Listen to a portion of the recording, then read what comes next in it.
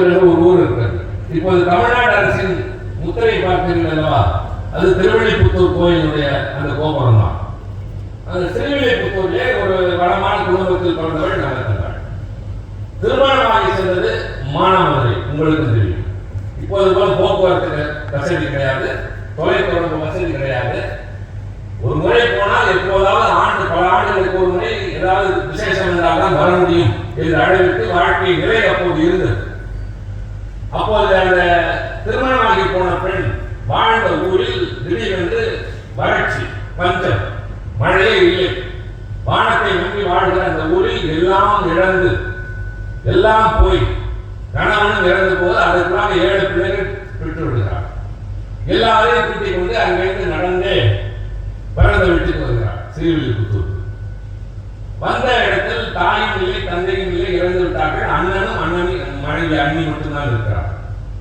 இப்படி வந்து இருக்கிறவரை பார்த்து கதறி கண்கலங்கி, உனக்காக இந்த நிலைமை வா என்று அழைக்கவில்லை, இங்கு எதற்காக வந்தாய் என்று கேட்கிறார். நான் எங்கு போவேன், நான் எத்தவள், நான் கணவன் போனான், கையில இருந்து எல்லாம் போனது, நான் பிறந்த வீட்டுக்கு தானே வர முடியும் என்ற போது உன் திருமணத்தோடு எல்லாம் முடிந்து கொடுக்க வேண்டியதெல்லாம் கொடுத்து விட்டோம் என்று சொன்னவுடன் அவள் பேசுகிறாள், நான் அந்த வீட்டில் வேலைக்காரியாக இருக்கிறேன். எங்கே? பிறந்த வீட்டில் வேலைக்காரியாக இருக்கிறேன். கொடுக்கிற வேலையெல்லாம் செய்கிறேன். என் பிள்ளைகளுக்கு சோறு மட்டும் கொடுக்கிறார். அண்ணனுடைய இறக்கத்தினால் அது மட்டும் நடக்கவில்லை, அன்னைக்கு அதற்கு விருப்பம் இல்லை. மாடாக உழைக்கிறாள், இரவு பகலாக உழைக்கிறாள்.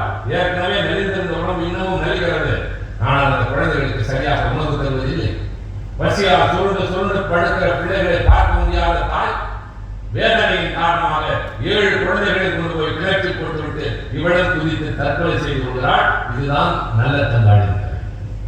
இந்த கதையை கல்யாணி சொல்லிவிட்டு 7 குழந்தைகளை தள்ளியவளை நீ நியாயம் என்று ஊரெல்லாம் நடத்துகிறாய், இறக்கம் உருவாக்க, நான் ஒரு குழந்தை வளர்க்க முடியாமல் ஆற்றலை வீசியது எந்த வகையில் குற்றம் என்று கேட்டாள்.